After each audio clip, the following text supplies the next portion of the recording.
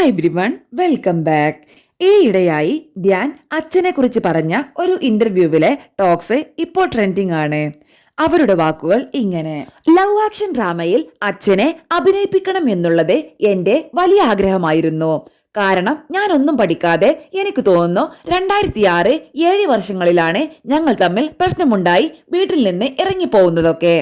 അന്ന് എന്നെ ഇറക്കി വിടാൻ കാരണം എന്നോട് ചോദിച്ചു, ഇനി എന്താണ് നിന്റെ ഫ്യൂച്ചർ പ്ലാൻ എന്ന്. ഞാൻ പറഞ്ഞു, സിനിമയാണ് താല്പര്യം, ഇറങ്ങിപ്പോടാ എന്ന് പറഞ്ഞു. ഇങ്ങനെയാണ് എന്നെ പുറത്താക്കുന്നത്.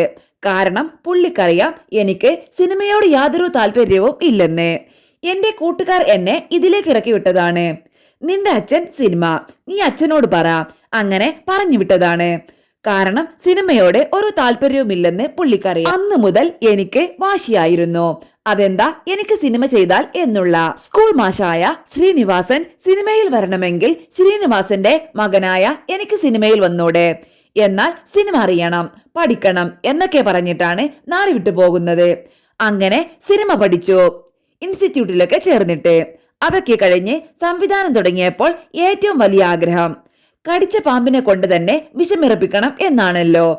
എന്റെ സിനിമയിൽ നയൻതാരയുടെ അച്ഛനായിട്ട് അഭിനയിക്കണം. പുള്ളി കഥ പോലും കേൾക്കാതെ ഓക്കെ പറഞ്ഞു. ഇനി നയൻതാരയുടെ അച്ഛനായതുകൊണ്ടാണോ എന്നാണ് ഞാൻ ചിന്തിച്ചത്.